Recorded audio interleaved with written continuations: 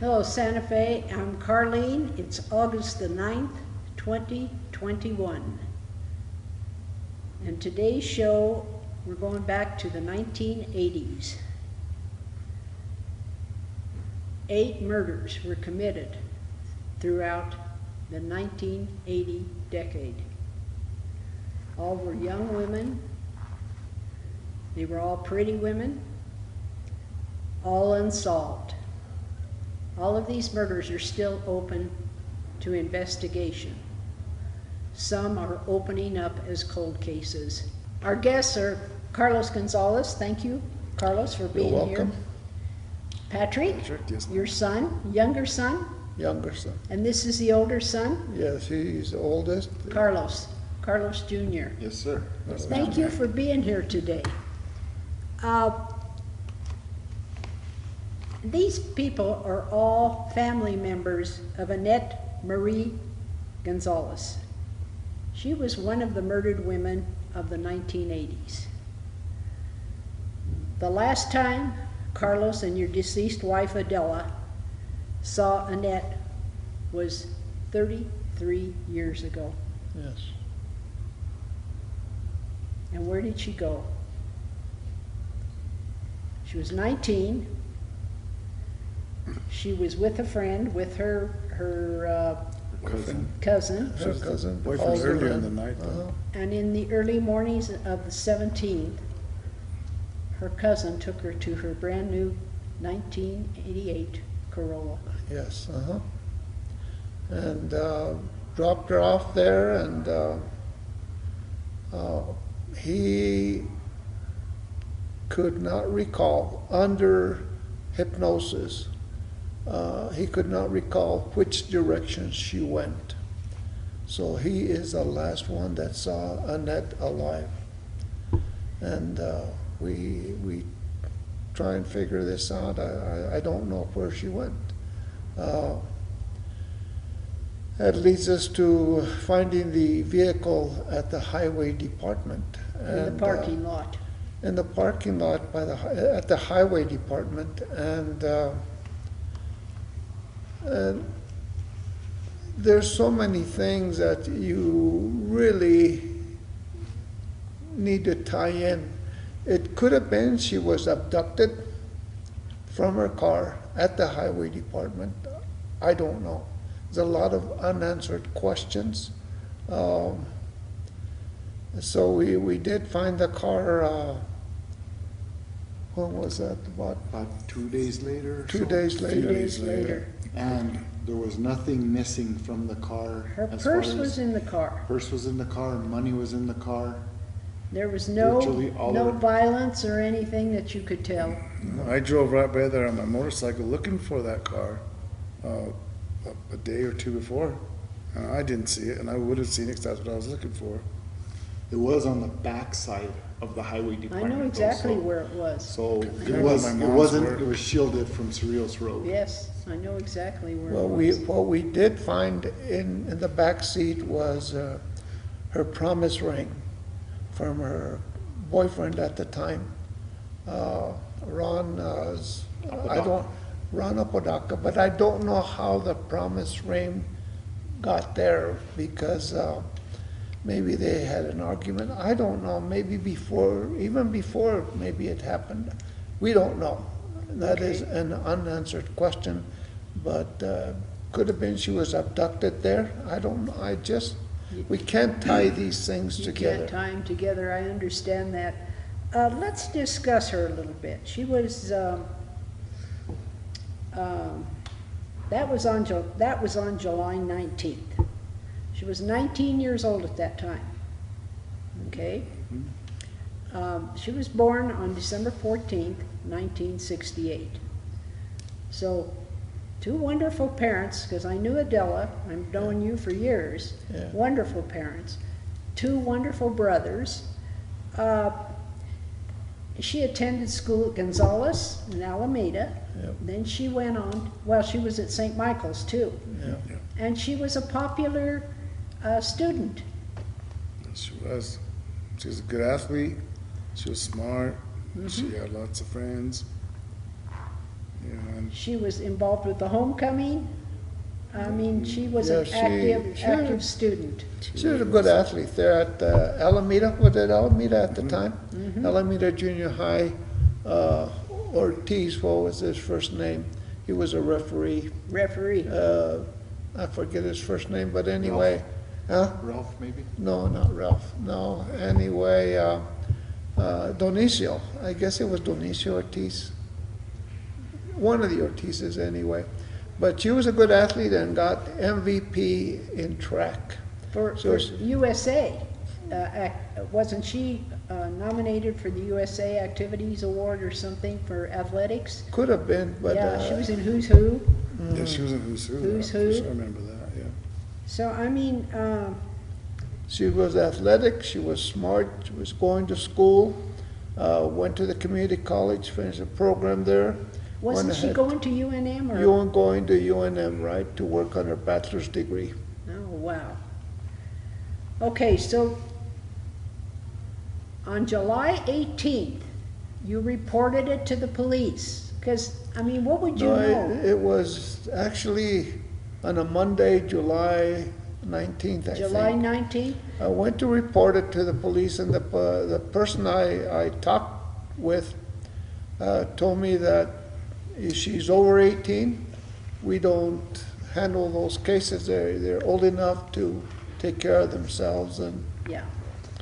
But as that happened, it continued to be, hey, she cannot be found, and so they finally started doing an investigation. Right. Well, the reports came out around July 20th in the newspaper. Yeah. Missing girl. That's what all you knew at that point. At that point, that's all we knew. And before that, we put out flyers and everything too. That's right. Where did you put the flyers? All Everywhere. over the place. All over. Santa Fe wasn't as big as it is now for sure, but Yeah. everywhere we could think. And we had a big family. We just Oh, I know. we gathered together at my dad's house, and just everybody got together. Somebody printed out a flyer, and we turned around and said, people just hang it everywhere. Hang it Statewide. everywhere. Actually, Up north. my brother-in-law, Michael Archuleta, Los Alamos. worked at Los Alamos at the time, and he got permission to make a bunch of flyers. And these flyers, everybody helped. They took a stack and they put them on telephone posts and windows and stores and just all over. As a matter of fact, one time later on, I was traveling to Clovis when I found there was a notice of Annette's missing case.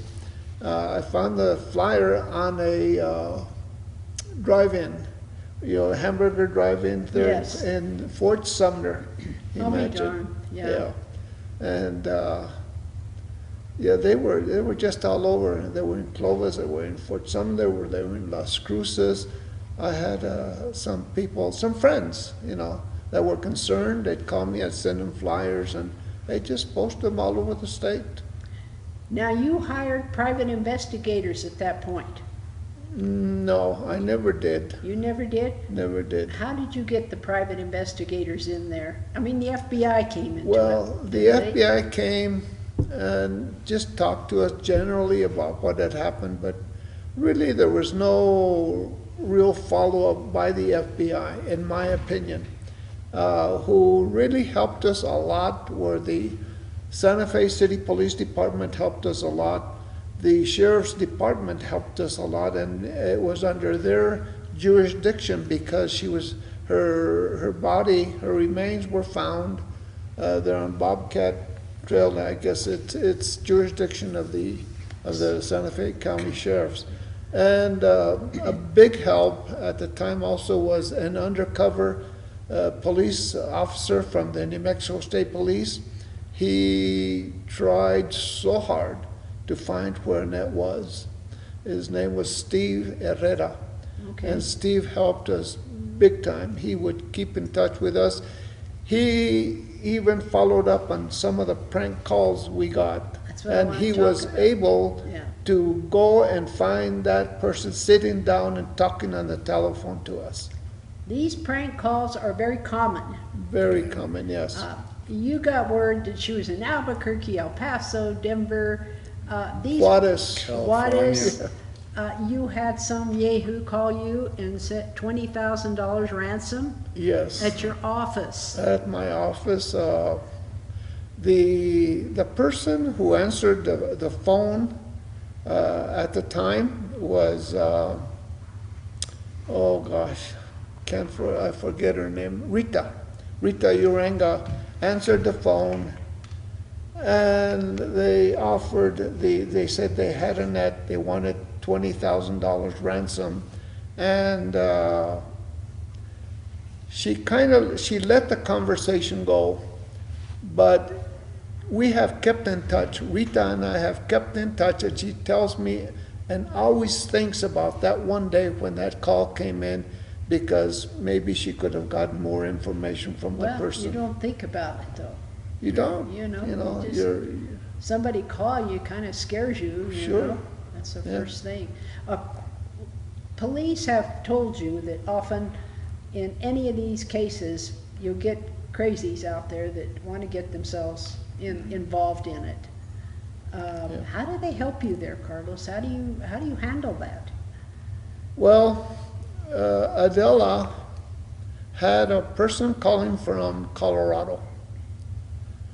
And I forget exactly where this person was, but he was outside of Denver. He called several times. And Adela fell through. I mean, she went 100%, this guy knows what he's talking about. And it turned out that he didn't. I got also conned into another call, and it was from Santa Fe, that they had seen her in Albuquerque, and I said, man, this person is telling us that they saw Annette, that they even talked to her. And they tell her they see her, you're gonna think that, yes, this is a good one, let's follow Never through. know. It might Well, we went to the Charlie, airport, no? but they go to different bars and Airport? venues like that. And We went to Colorado Springs to go check on that lead he's talking about.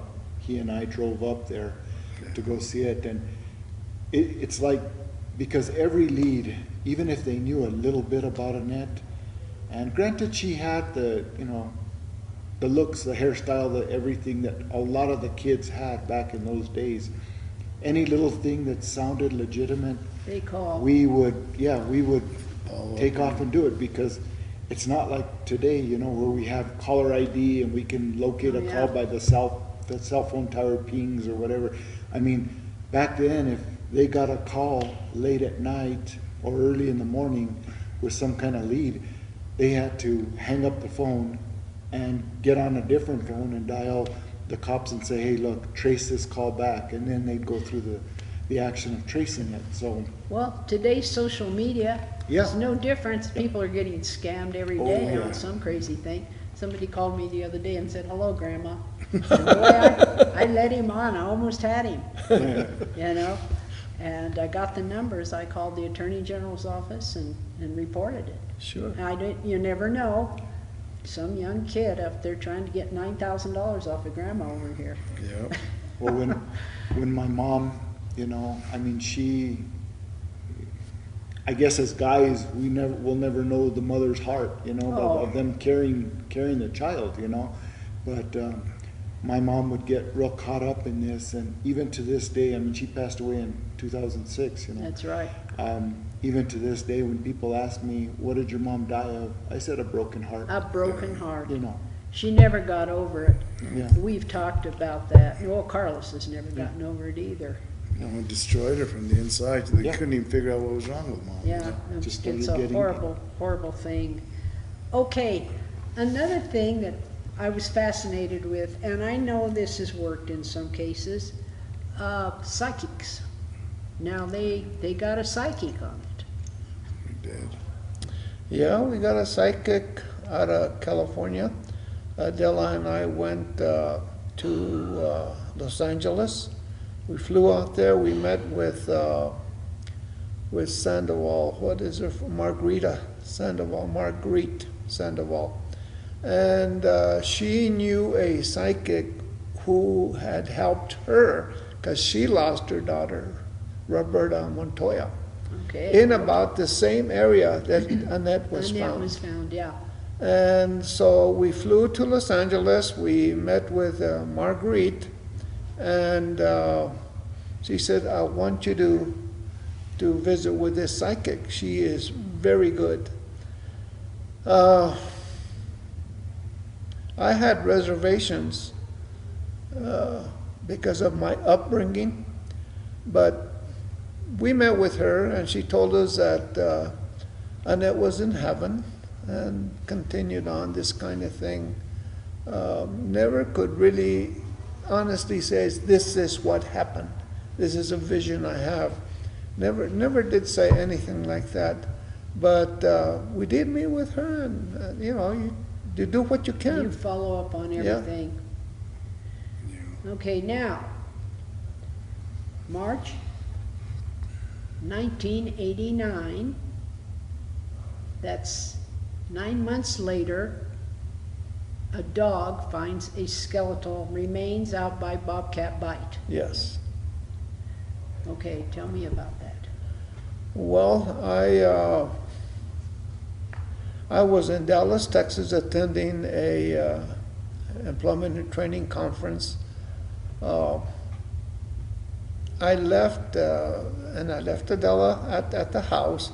I told her this is a 3-day conference we're having on employment and training, and so I took off to Dallas because I went back to work. She went back to work a lot later than I did, and I remember walking to the registration desk, and I told them, "I'm Carlos Gonzales. I have reservations here." They said, "Mr. Gonzales, you have an urgent message." Whoa! Everything just went limp. I knew something was going on. Something had happened. So I got on the phone and I called Adela, and she told me they found Annette's remains around the Bobcat area. The old Bobcat Bite. Old Bobcat Bite area. And so I came home. I had a hard time finding a flight back because my good friend Ron Martinez, who was also attending the conference, took me to the airport at Southwest. I figured Southwest was probably the best one to get back home, but I stayed there a long time trying to get back home, and finally, I think it was on American Airlines, and my brother Alfred picked me up at the airport, brought me home, and there was just a big crowd at the house, and I was in no mood to visit with anyone. I just went to our bedroom and just dazed. But Adela came by and told me they did find the remains, and so Now, she identified them. they were identified through, Annette had been in an automobile accident, had a slight concussion. So they took the skull and they compared it with the x-rays, right?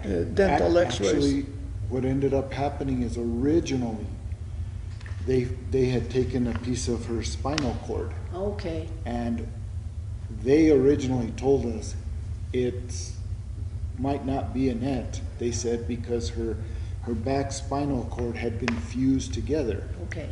only to find out later that when she was involved in that accident, about a week earlier? Week Couple weeks earlier. She had hit her head on the windshield trying to avoid a driver who had run a red light. And they said that injury caused the spinal fusion. Right. And so, yes, and then later it was the And they dental. had been looking for a man out there. Yeah, they Yeah, said it was a yeah. man like 30-some years old. Yeah. Yeah, But then they've identified it through dental records. That's right. Right. That's right. How did Adele handle this, Carlos? Rough. Rough. She was elated though that a dog, the dog's name was Lady. And they had been having pilgrimages. And yeah, you know, my mom's very devout Catholic, and of course Our Lady is one of the Yes, people that they, you know, prayed to. pray to. So yeah, And the dog's She name was was happy. Lady. Lady, yeah. And we had been praying the rosary for about 8 months straight at the house. Your neighbors were involved, weren't they? Neighbors were involved, a lot of support from family and friends and relatives, you know, come by every night. We had some people praying the rosary. And when that happened, the dog Lady, I never did follow up where the dog lived or the man's name whose house the dog went to. But Roberta Montoya was also found in that same area. She's also one of the missing girls. Yes. Now, so far, there's no connection, or they can't find a connection. We'll get into that in a minute. But her remains were out, and she's one of the 8, One of the 8, correct. and Annette's was mile marker 288. I 288. don't know where Yeah. Roberta's was. You know, I was looking through your newspaper clippings, and I thought, what was going on that day in Santa Fe? So I was looking through the newspaper just to see what I could see, what was happening in Santa Fe at that time, without you even knowing, because you were involved in this horrible, horrible tragedy. They had a store called Fashion Find. They were selling sweaters for $30, socks $1.29, blouses $10, Lee jeans for $13. Empty stocking fund had almost $12,000 in it. It was December. Mayor Pick had just gotten back from a conference in New York with Mayor Koch. And they had a little running battle going because Sam thought it was way too expensive. He said a martini was going to cost him $6.50. And so he invited Mayor Koch out to Santa Fe and said you could have a margarita, green chili burrito, and one sunset. No charge, but don't run for mayor because I'm the mayor. So there was some things going on. Santa Fe High School senior president was Chris Nordstrom. He was at Santa Fe High at that time. Tommy Macione was signing posters for people. So there was activity going on in Santa Fe, just the regular normal activity, and here you are slammed with the worst thing that can happen in a family. Yes.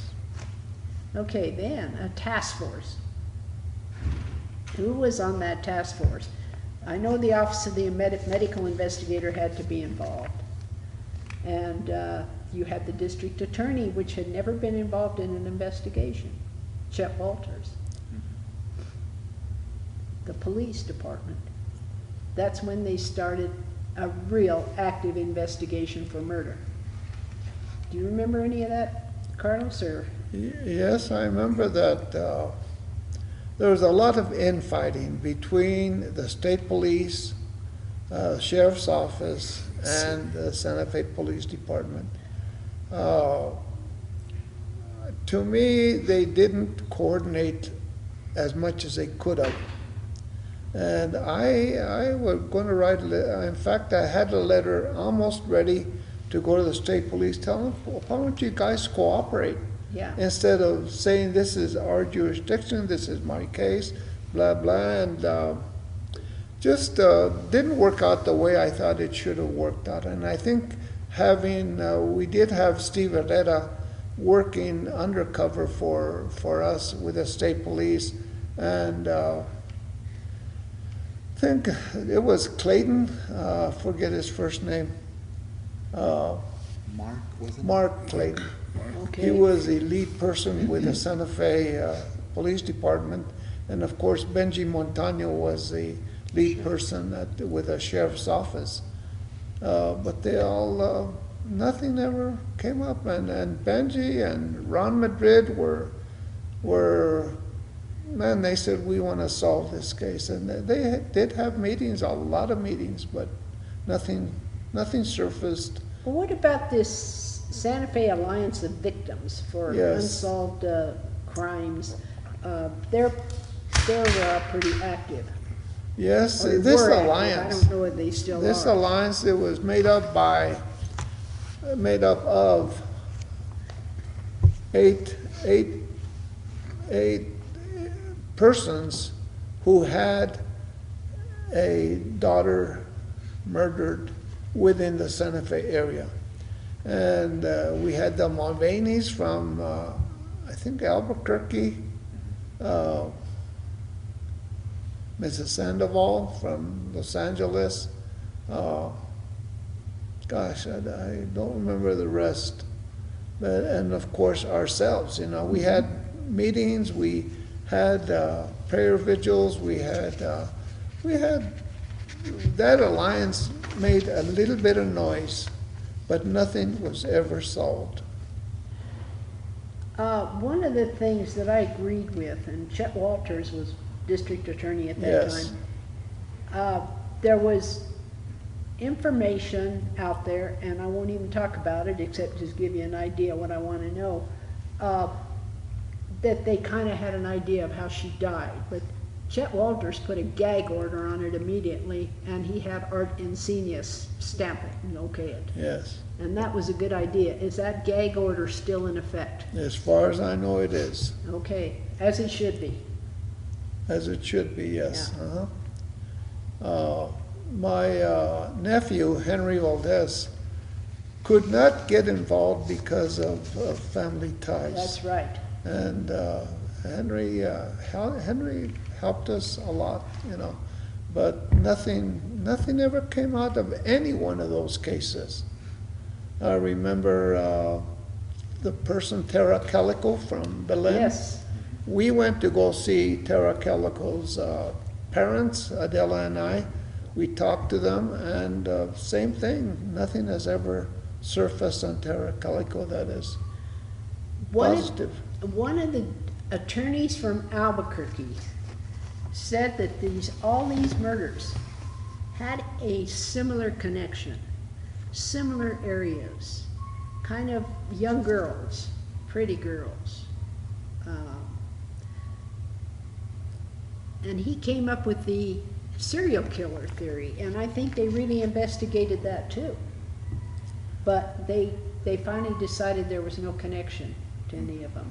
No, I remember reading it myself, and that was the first thing that I thought about, a serial killer, but there was no connection with that. I'd like to mention the girls that I'm talking about, besides Annette. There was Beverly Rico, Janet Benoit, Terry Mulvaney, Teal Pennington, who they have started a cold case on, Susan Laporte, Roberta Montoya, and Michelle Quintana. yeah. And that's plus Annette, who was the other one. Now, DNA. DNA is going to be the key to finding out who did these murders. They didn't have DNA. No, not I mean, back then. toward the end of the 80s, I guess they were looking at it. Do you have any, well, I still drive her car right now. I drove it today. yeah, There may be DNA in that car. probably Who still be, knows? well, I'm sure her skeletal remains, her clothes, there would still be DNA in there. Do you know what any of that is? We just had this discussion 2 days ago, and I told my dad about that because I thought I had asked him, you know, is there any way now with DNA so prevalent? I said, is there any way we could obtain her clothes? Because we don't have any of her belongings. Just have Any the of- purse and stuff. It was Um, found in the car. I don't even know if we have the purse. Everything that the police Police took, took it. they took it, and they said because it's a sealed case, that they still have that evidence, you know. And so I've even been, I spoke to my dad about it 2 days ago, and I told him, I said, you know, Dad, I said, it's been over 30 years. I said, what would you think about, you know, even if law enforcement didn't agree to it, getting an order to release that stuff back to the family?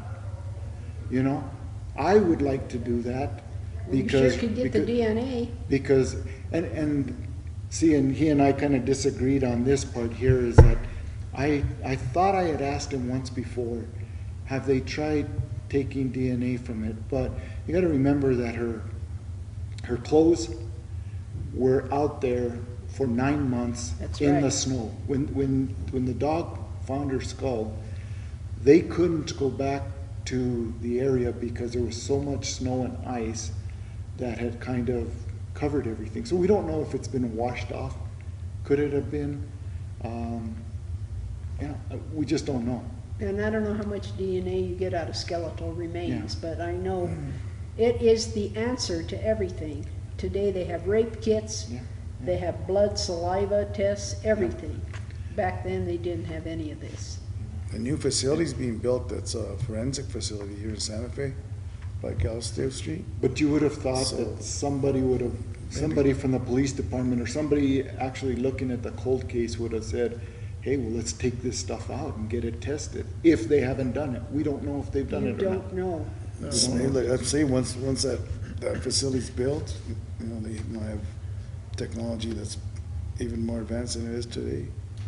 It's advancing every day. Every To day. follow up on the conversation, I told Carlos, let's go to the sheriff's office. They're the ones that are supposed to have it. And, Rattle the cages. Yeah. and ask them, we want it, we can keep it just as well as they can. And so, I do want to bring up something though that to me it was, you know, really earth-shattering to me, is that her car, okay, she was a spoiled kid. I'm sorry, Dad, but she was. Okay? She was the girl. She was the baby. She was the baby of the family. You know, Sure. he's 4 years younger than me, and she was 4 Yeah, years younger that than happens. him. But when they bought her car, it was bought off the showroom floor. I mean, it was, you know, pristine. It was detailed. I You mean, guys got a truck. yeah. It was, you know, it was detailed. There was nothing on it. When we found her car behind the highway department and we brought it back home, they dusted it for fingerprints, and there were fingerprints all over that car. All over that car. There were massive amount of fingerprints, okay? And this is a new car, not a used car, Right. a new car. Off the showroom floor, one of those that, you know, is appealing to your eyes, you know. And anyway, my dad kept on asking them, the police department, for what fingerprints they lifted, you know. Because I didn't touch anything. I touched the steering wheel. I drove it home from the highway department back to my parents' house. And what really, it bothers me to this day, is that when we asked for the fingerprints, they finally acknowledged that the fingerprint dye that they used to pull these fingerprints off were deemed useless, and they had gone away because they used the wrong dye. Okay. So, you know, with all these fingerprints, I mean, all it would have taken is one That's all print you would have needed. of somebody that, you know, we could have excluded or included into Yeah, this. And right. I mean, to me, that really, that hurt a lot. Well, one thing they're doing, I notice, I read the paper constantly to see everything and stick my nose in everything that's going on in the newspaper. But on May 30th of 2021, the New Mexican had a big article there on a possible cold case for Teal Pennington. Now, she's been dead for 36 years, so she was one of the first ones. She was one of the first murders that really was all over the newspaper when it happened. They're saying there might be some interviews they can do and some new clues. Possible DNA, because she was strangled with her bra and dumped out in Lamy under a culvert. Do they have that bra? We don't know. That's a possible DNA there. She was also very pretty, very young, murdered, raped, and strangled. She had a roommate by the name of Tamara Britton. Now that's an alias. Tamara disappeared from Santa Fe 9 days after they found Teal Pennington's body. They've never found her, but it was an alias she picked up from a baby that had died, and she had the baby's social security number and the name. So this case poses some really big challenges for investigators. But I know they're going to start one on that. You going to push for it, Carlos? Yes, I am. You know, I don't think you should give up on it. And you guys either. Yeah, I mean, we had a type of closure when we found her remains, and that was a bit of a closure. But to actually find out who, maybe why. Do you have any ideas? When I don't want you to mention any names, but the people that I thought that me and my mom had talked about, that she thought, they're all dead from drinking too much to hanging themselves to getting beat up and dying by overdosing. It's just people that were, in the circle, or people that weren't, like the guy that Henry, whatever his I'm sorry, name, the person that hit her a couple weeks before. yeah. She went disappeared, and he was looking for her on our street. There were just layers and layers of suspects, but they're really not here anymore. There's a lot of violence against women. A lot of it. Do you have daughters?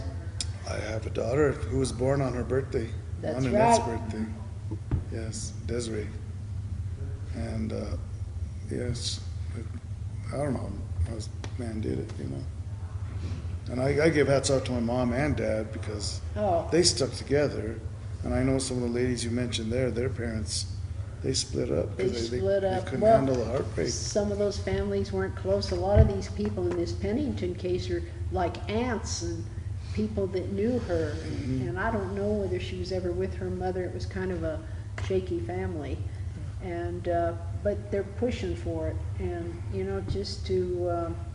I would want to push it. And you say that there's a lot of violence against them. Absolutely. That was one of the things that sticks out in my mind, is that when they did discover her clothes, like her, and I don't think it's a secret, but her underwear was found on the outside of her pants. Right.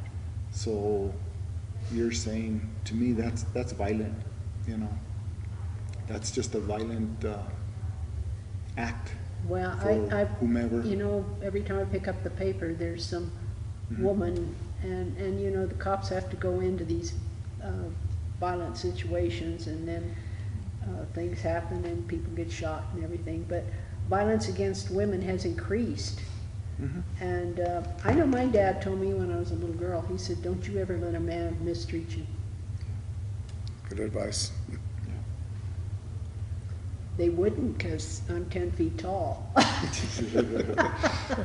But, it does happen with women. And Annette has become part of my mind, just like Cricket Cooler has. There's somebody out there that knows something. There's got to be. What would you say to these people? I would say that I've heard in circles that there's people that know who did it, but they don't want to say. And I they think say you can talk to somebody, and I know he knows who did it. And I was like, why would you say that? And one person who still knows something about it that is living, and won't mention him by name, but at that point, he was, really one of my best friends, and it was her boyfriend. And went through lie detector tests. They Failed came back. him. They came back inconclusive. That's what it was. And if I were this, if I ever met up with this guy in this date, I would probably just tell him that way. You were my best friend at one time. This happened to my sister. Please take that lie detector test and clear your name if it's not you. Because, for you to just say, if it's inconclusive, I'm not doing it anymore, it's really putting a seed in my head that, That's right. hey, you might have something Well, to do they with owe it. it to you. Man up to it. People owe it to you. All this, I know what all of you've been through, and I know what Carlos has been through. And your mom never got over this. No, she didn't. And neither have the parents and family of these other girls. Mm-hmm. And they're not forgotten, and they shouldn't be forgotten. These are horrible, horrible, murderous, heinous acts by a coward, some coward out there. And that's all I can say about it. But I know, Carlos, you still do these memorials every year. In the obituary, you have Annette's picture.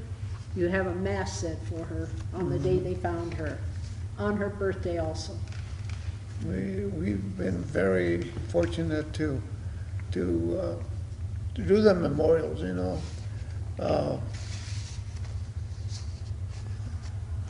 people pass on, and so some people don't have the opportunity to have memorials.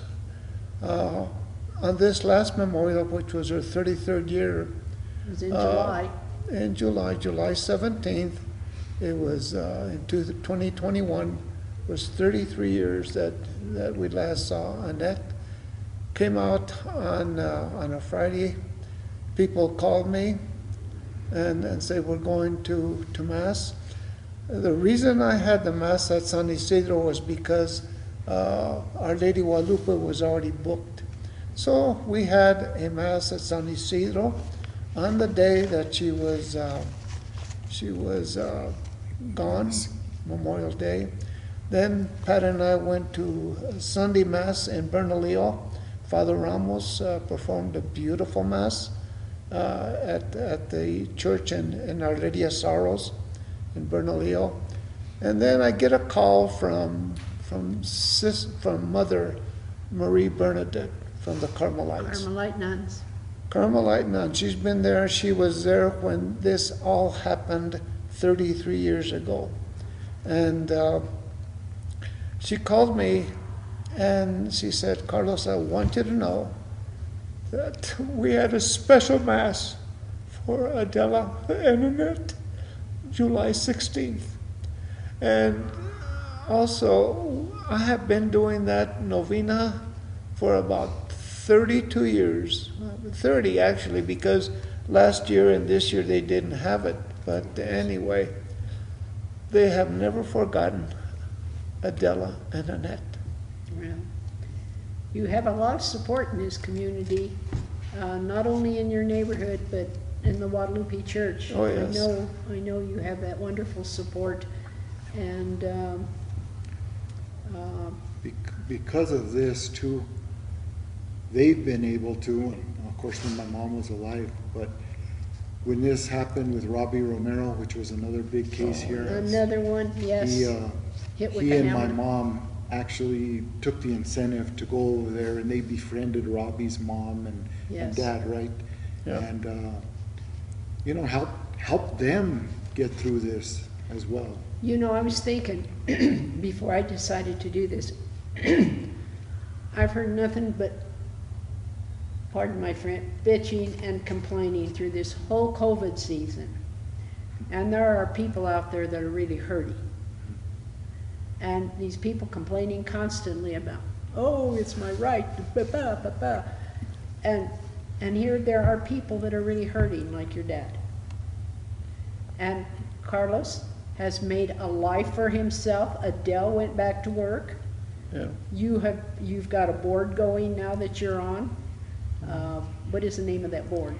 The name of the board is the SARE, Service Employment Redevelopment Jobs for Progress. And you've worked with the College of Santa Fe. I've worked Community with all the college. community colleges in the state. Uh-huh. We had wonderful programs in employment and training, and we were talking earlier about the culinary arts program at the community college, and yeah, Bill Weiland and I, and of course, vocational education funds started the culinary arts program at the community college.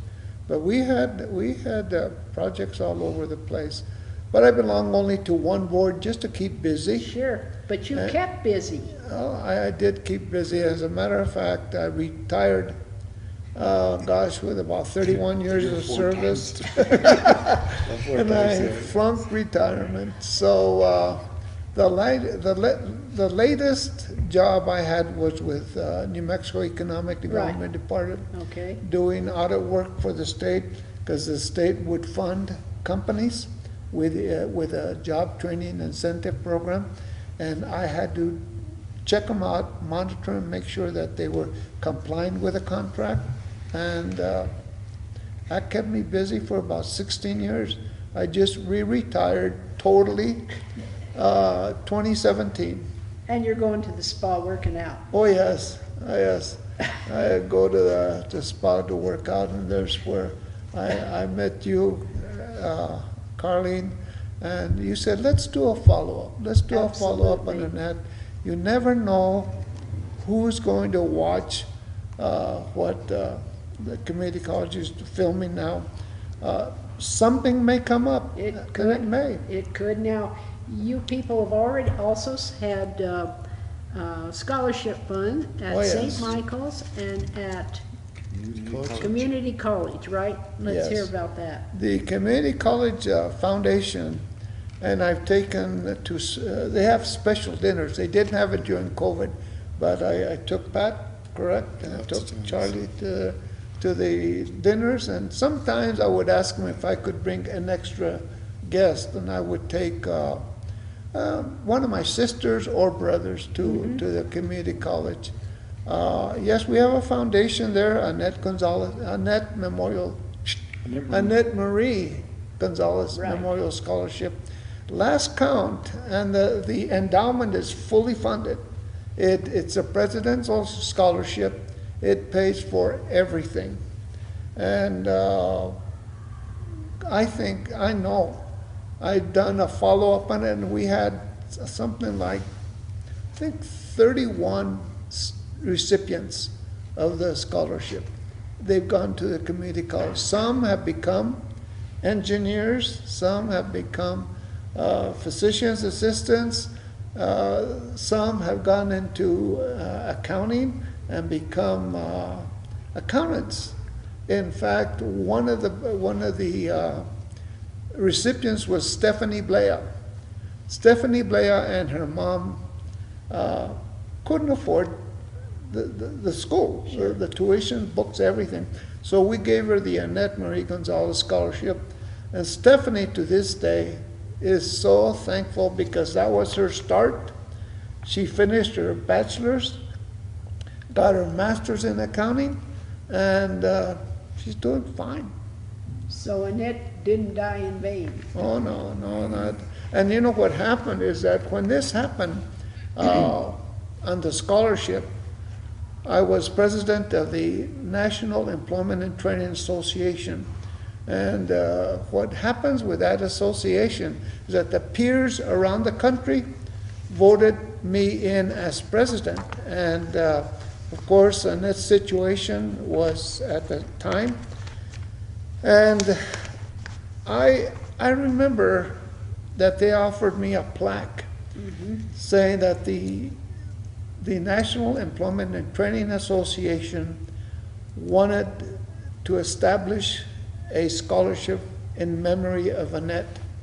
And I turned around and I wrote letters to the membership. they came through beautifully. At the time, it was just $50. And if you can't afford it, send what you can. If you can't afford that, you don't have to. But anyway, that college fund, and it was Marcia. Marcia at the community college, who was my liaison there. Drennan, Marcia Drennan was in charge of the foundation. She guided us through every step. And today it's fully funded, fully endowed, and every year we give a scholarship. And it's been fantastic. That's wonderful. Let me ask you guys something. You were the older brothers. How did you get along with your little sister? We got along. We were buddies. Yeah. I was her protector. That's why I think I felt so bad. Because I protected her from, like you said earlier, violence, right? And throughout elementary, junior high, high school, and that night I wasn't able to do that, unfortunately. Yeah. So that really hurt that I couldn't be that big brother. You bet it hurts. And I got married a long, long time ago, and I was already out of the house when, when this happened, but I had my oldest daughter back then, who's now 38, and of course, Annette adored her, and that night, Annette and I always had a little bit of a conflict because she was spoiled. Because she was the little sister. It just bothered me that she was so spoiled. And I remember she even came to me one time and real level-headed, and I didn't want any part of it, but she came to me one night and she said, you gotta understand that now I'm the baby of the family. Mom and Dad have enough money where they can buy me stuff like that. And I didn't want to hear it. I'm newly married and I'm broke. And I'm saying, and Yeah. you're getting brand new cars, and Aren't you glad it happened though? But yeah.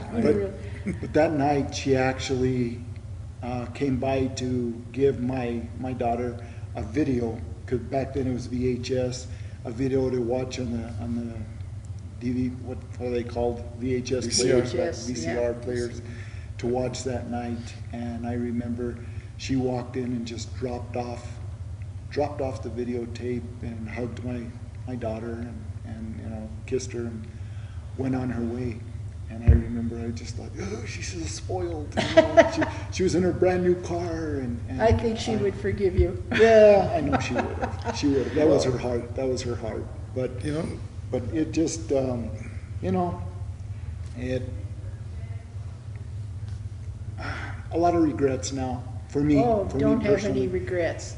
Well, If I do. If I did everything I've regretted in my life, I'd never get through it. But there's We one all thing have that them. I've still held in my heart, is that next day after she didn't come home, and yes, she was one of those who would, she would always call or come home or, whatever, and she didn't that next day, and this will always weigh on my heart. My mom called me up and said, Annette didn't come home last night. And I remember telling my mom, I said, Mom, she's a big girl. She can take care of herself. Yeah. And to this day, I regret that. I just say, I should have never said that. I should have never said that, because it's always been held, something I hold in my heart. And I just said, Annette, like him, we should have been there to protect you. Yeah. We should have. The last picture Annette took, the one that came out July 17th, but you may want to talk about that. So getting back to that night, I guess I never really talked to you about it. It's kind of strange. So I don't know when she gave you the video, but she was at my house that night, and of course my son was 7 days old. Mm-hmm. So I was so happy to have my son and start my family. And my sister was there with her boyfriend, and I said, well, hold Zach, and let me take a little picture of you guys, So I took that picture, and she said, well, I'll be back in a while. You're right. We'll see. We're supposed to be watching TV or something, Me and my wife, Amy, at the time, and we had an apartment by my dad's house. and she never came back. And those are the clothes that we found, and I guess the police still have, or someone has, hopefully. They do. But yeah, my son was 7 days old, and he just turned 33, right, July 10th, and she went missing the 17th. So all my life, like, I was on this roller coaster ride of having my son, where's my sister? Having my son, where's my sister? And I bet you worried about So- your daughters too. And it was, I know my parents used to worry about me. You know, they were very strict. But I was a kid. I did some pretty stupid things, you know, we all do. and we all do. Yeah. Two And of fortunately, I got through it, but Two you of know, my 3 kids are girls, so yeah, I worried about them. Oh, you bet. And now I've got a 6-year-old little grandbaby, and she's, yeah, it it's- makes an impression on you. And I got almost a 6-month-old granddaughter who was named Adela. Yes. My son, his girlfriend named her Adela, after my mom, of course. Well, your family Yeah, so- continues, Yeah. and that's good. Isn't that I don't think nice? anybody ever dies. I really don't. I don't believe that. I don't Not know the where they spirit. go. I have a lot of faith, but I don't think any, well, if Einstein said it, he's smarter than I am. Energy doesn't die, There you go. so I follow that. I like that. never heard that before, but Yep, he said it. Well, I think you're a wonderful family. You've stuck together, and I'm hoping our little interview here today can bring somebody out to talk to you, to talk to the police. Yeah. I don't care if it's the smallest bit of evidence. Real Come evidence. Yeah, Thank you, Carlene, Carlene. thank you so much for having us Thank here you. today. We really appreciate it. We want to thank Doreen, Doreen, Thank you, yes. and Doreen Gallegos from the community college is doing the filming. And she did the first one, We did the first one. way back when. Way back, Doreen and I have been together for so long now, now I'm with her little girl. So anyhow, thank you very much, and thank you, Santa Fe, for watching. If you know anything about this murder, please contact the city police. Thank you.